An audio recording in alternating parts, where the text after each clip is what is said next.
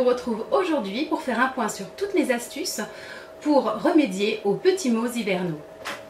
Cette vidéo m'a été beaucoup demandée et je suis ravie de pouvoir partager avec vous toutes mes astuces pour affronter la saison froide. Toutefois, je tiens à vous rappeler dans un premier temps certains points indispensables avant cette revue. Premièrement, tout traitement, même naturel, implique une forte concentration en principes actifs. C'est pourquoi je vous invite à la prudence avant d'utiliser n'importe quel traitement sur vos proches ou sur vous-même. Deuxièmement, n'oubliez pas de bien étudier toutes les matières premières et les remèdes avant de les utiliser afin de bien vérifier leur impact sur votre santé. Ne négligez pas vos antécédents de santé, mais aussi toutes les interactions qui pourraient avoir lieu avec un traitement en cours.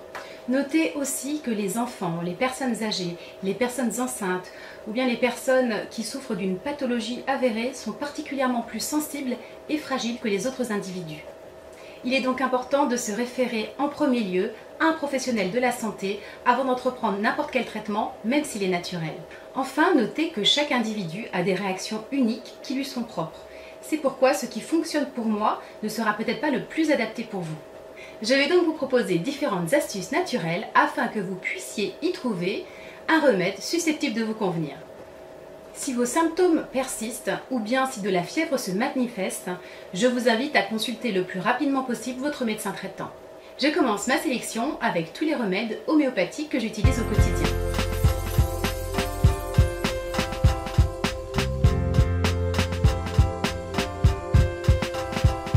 Pour tout ce qui concerne les rhumes ou bien les rhinites allergiques, je prends du Coryzalia. Il se présente sous forme de petits comprimés pelliculés. Pour traiter la toux, je vous conseille le sirop Stodal. Pour renforcer les effets du sirop, j'utilise également les pastilles Baudry. Ce sont des petites pastilles qui sont recouvertes de sucre et qu'on consomme tout au long de la journée. Pour prévenir les états grippaux, j'utilise l'Oscillococylum qui se présente sous forme de granules. Il faut savoir que l'homéopathie est d'autant plus efficace et rapide d'action quand elle est prise de façon précoce. Utilisez ce type de remède dès les premiers symptômes. La posologie varie d'une préparation à l'autre. Pour certains, on va les utiliser en cure préventive pendant toute la saison hivernale. Pour d'autres, il faudra augmenter la posologie au moment où les premiers symptômes de la maladie se manifestent. Le deuxième volet de mes astuces concerne l'aromathérapie et tout ce qui tourne donc autour des huiles essentielles.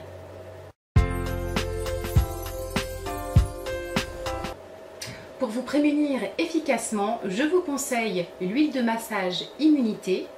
C'est une huile de massage à base des huiles essentielles de Ravinsaré, d'eucalyptus, de niaouli, de titri et de citron. Elle s'avère particulièrement efficace. Toujours dans un aspect préventif, j'utilise également l'huile essentielle de lavande aspic, Lavandula latifolia. Elle a des propriétés très intéressantes. Elle est antalgique, c'est aussi un antiviral très puissant.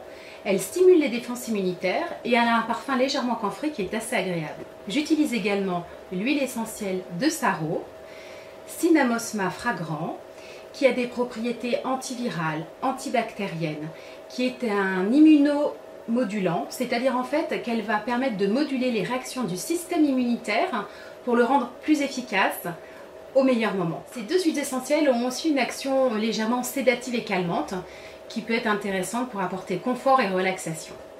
Vous pouvez choisir de les utiliser de façon isolée ou bien de les utiliser conjointement, par exemple en les ajoutant à une huile de massage. Vous pouvez également les utiliser dans un inhalateur afin de les respirer à certains moments de la journée. C'est assez pratique car on peut garder nos inhalateurs directement dans le sac à main. Je vais maintenant vous présenter mes remèdes d'attaque, de traitement de fond à utiliser au moment où les symptômes se déclarent. Premièrement, le baume pour enfants dont vous trouverez la recette juste ici sur le site. C'est un baume à base d'huile essentielle de Ravinsaré, attention Cinnamomum camphora, et d'huile essentielle de lavande fine. Il a une texture particulièrement agréable qui permet une bonne pénétration dans la peau, mais aussi qui facilite le massage. Je l'applique au niveau du buste et du dos sur ma fille. Ce baume permet de dégager les voies respiratoires, de faciliter la guérison et j'aime tout particulièrement l'utiliser le soir au coucher. Pour les adultes, j'utilise également le baume à la menthe Vixi dont vous trouverez la recette ici. C'est un baume qui est formulé à base d'huile de macérat de menthe fait maison.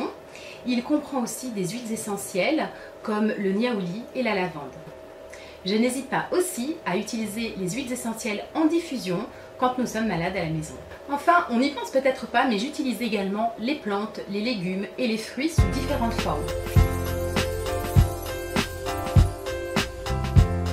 Vous pouvez ainsi profiter de leurs principes actifs, bien entendu, en les mangeant directement ou bien en utilisant l'infusion, la décoction, mais aussi la teinture.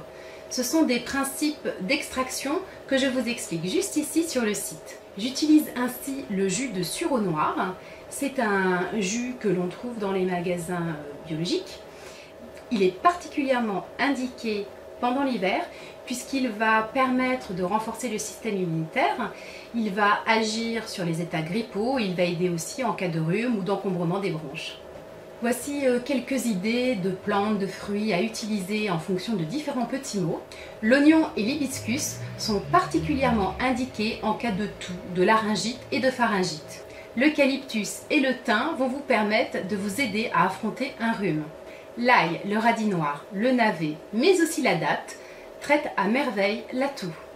Le coquelicot, la guimauve et aussi la mauve vont traiter la bronchite. Enfin, le citron antiseptique et riche en vitamine C peut aussi être utilisé pour traiter tous ces petits maux. Vous pouvez également réaliser vos propres sirops vous-même. Je vous ai fait un petit récapitulatif juste ici. Enfin, le dernier volet de cette revue concerne les compléments alimentaires. J'utilise la teinture de propolis que vous pouvez trouver déjà toute prête dans le commerce ou également réaliser vous-même. Je vous rappelle que la propolis est un véritable antibiotique naturel dont j'ai parlé ici.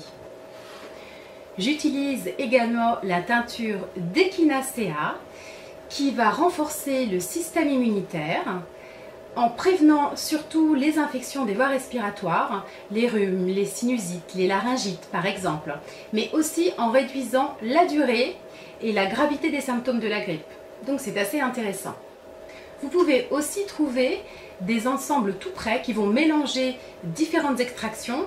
Par exemple, ici, j'utilise un spray à base de propolis et d'Echinacea pour traiter les maux de gorge. Si vous souhaitez réaliser vos extractions vous-même, je vous invite à suivre le guide juste ici. Dernier allié que j'affectionne particulièrement pendant l'hiver, le miel. Le miel est un vrai indispensable que les petits et les grands aiment beaucoup. Je vous recommande surtout le miel de Manuka. Le miel de Manuka est particulièrement efficace pour traiter tous les maux de l'hiver. J'ai d'ailleurs rédigé un article très précis et complet juste là. Nous utilisons également ce type de suppléments alimentaires, des petites gommes qui sont enrichies d'ACA, de vitamine C et de zinc. Ce sont des pastilles véganes qui ne contiennent pas de gélatine et uniquement des ingrédients naturels. Elles ont le mérite d'être prises beaucoup plus facilement que les autres préparations par les enfants. Ma revue pour affronter l'hiver grâce aux remèdes naturels est à présent terminée. J'espère qu'elle vous a plu et vous a permis de découvrir de nouvelles astuces et de nouveaux ingrédients intéressants. J'insiste à nouveau sur les précautions indispensables qu'il faut prendre avant de se lancer dans un traitement naturel. Je vous rappelle qu'elles figurent au début de la vidéo. N'hésitez pas à partager en commentaire vos meilleurs remèdes pour se soigner pendant l'hiver. Si vous avez aimé cette vidéo, likez-la et diffusez-la auprès de vos contacts sur les réseaux sociaux. À bientôt!